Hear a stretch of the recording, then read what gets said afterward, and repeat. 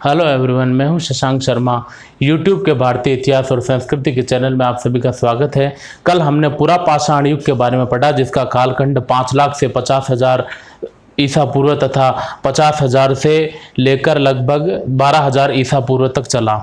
इस ड्यूरेशन के अंदर बहुत ज़्यादा ठंड और सर्दी थी। इसे हम प्लिस्टोसिन युग की संज्ञा देते हैं, जिसे हम हिम युग कह सकते हैं। हिम युग के अंदर मानव में किसी भी प्रकार का तकनीकी विकास नहीं देखने को मिलता है, केवल एकमात्र आग का आविष्कार हमें देखने को मिलता है। हिम युग के अंत में आते आते हमें भीमबेटकाओं की गुफाओं की चित्रकारियां मिलती है। लगभग मध्य प्रदेश के होशंगाबाद के निकट 500 गुफाएं हमें दिखाई देती है, जिन्हें 2003 में यूनेस्को विश्व धरोहर में शामिल किया गया है, जिसकी खोज लगभग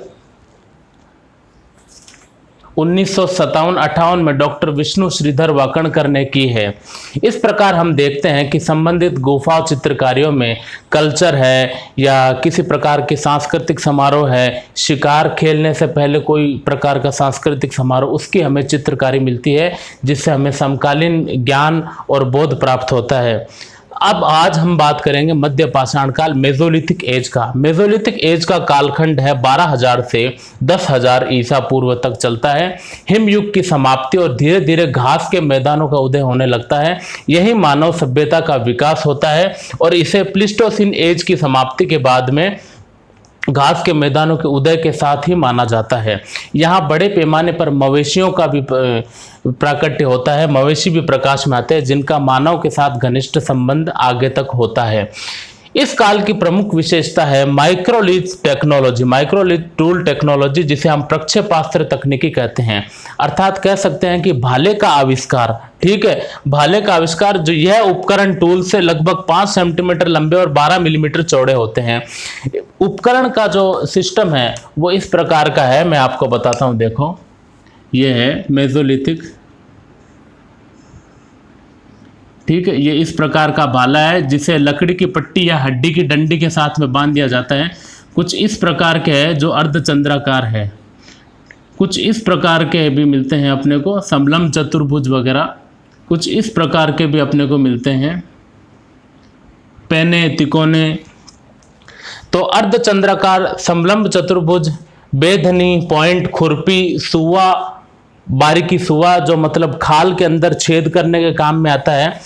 ठीक है, समलंब, इतने प्रकार से हमें टूल्स मिलते हैं मध्य पाषाण कालीन। ठीक है, अब अपन प्रमुख स्थल की बात करते हैं। देखिए, मध्य पाषाण काल के अंत तक आते आते हमें पेस्ट्रल कल्चर के साक्ष्य मिलते हैं, यानी पशुचारण संस्कृति के साक्ष्य मिलते हैं।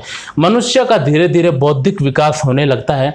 वह बर्बर जीवन छोड़कर मवेशियों के साथ में अपनी घनिष्ठता बनाए रखता है और पशुचारण जीवन में आ जाता है और कुछ हद तक बर्बरता को त्याग देता है, यायावर जीवन शैली को त्याग देता है। ठीक है, इसके हमें एक अपवाद स्वरूप प्रमाण मिलते हैं। राजस्थान के भीलवाड़ा के पास में बागौर और मध्य प्रदेश के पास में आदमगढ़, मध्य प्रदेश में आदमगढ़ और राजस्थान में बागौर, जो 6000 ईसा पूर्व की साइट है। यहाँ पर हमें भारत के प्राचीनतम पशुपालन के साक्ष्य मिलते हैं। ठीक है, जो हमें पेस्ट्रल कल्चर, पशुचारण जीवन शैली की ओर इशारा करते हैं। किंतु यह मध्य पाषाण काल में अपवाद स्वरूप है। मध्य पाषाण काल का जीवन अभी भी यायावर जीवन शैली है, अभी भी घुमक्कड़ है।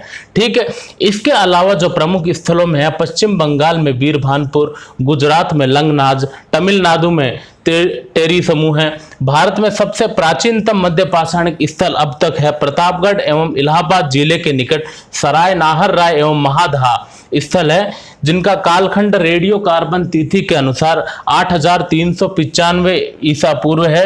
और पूर्वी भारत में प्रमुख स्थलों में है मयूरभंज, सुंदरगढ़, सेबालगिरी आदि अपने को स्थल प्राप्त होते हैं।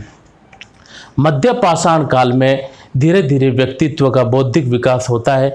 अब मनुष्य बड़े बड़े बेडोल पत्थरों से शिकार न करके अब मनुष्य उन्नत तकनीकी सिस्टम पर आ गया है। यहाँ वह बड़े पैमाने पर इस प्रकार के छोटे प्रक्षेपास्त्र टेक्निकल टूल्स बनाता है। इनको घिसकर, इनको टेढ़े मेढ़े और इनको अर्धचंद्राकार, नवचंद्राकार, इस प्रकार के टूल्स बनाता है। और जो मतलब खाल को छेद करने के लिए, वस्त्र बुनने के लिए और खाल को जिगदने के लिए, इन सब के लिए काम आते हैं। अब क्या है, पहले तो व्यक्ति बड़े बड़े पशुओं का शिकार करता था बेडोल पत्थरों से, और जो पेबुल्स होते थे, जो गोल मटोल जो पत्थर अपने को वो नदियों के पाटों वगैरह में मिलते हैं, गोल गोल चिकने पत्थर, उनको काट देते हैं तो वो एकदम धारदार तीखे हो जाते हैं, जो जिगदने के और तोड़ने के काम में आ सकते हैं।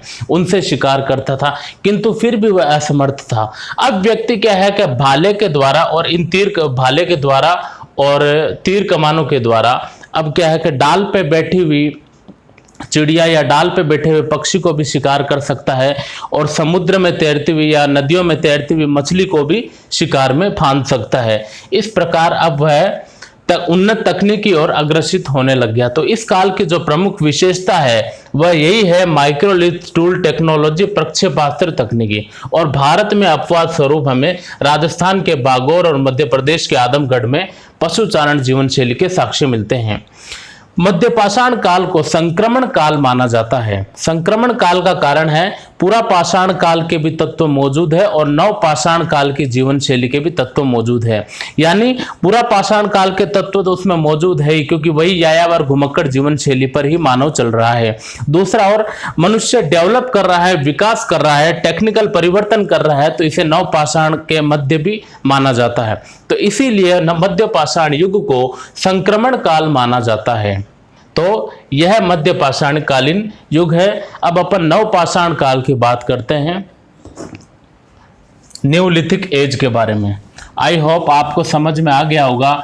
मैंने नोट्स दे रखे हैं डिस्क्रिप्शन में, मैं आपको कमेंट बॉक्स में अथवा डिस्क्रिप्शन में नोट्स दे दूंगा इसके, आप देख लेना, आपको अच्छे से समझ में आ जाएगा। अब नव पाषाण काल की बात करते हैं। मैं अगले वीडियो में आपसे न्यूलिथिक एज के बारे में बताऊंगा, क्योंकि मेरे फ़ोन के अंदर 15 मिनट से ज़्यादा अपलोड ही नहीं होता वीडियो। इसलिए thank you very much for watching and please like and share और subscribe me. Okay, thank you.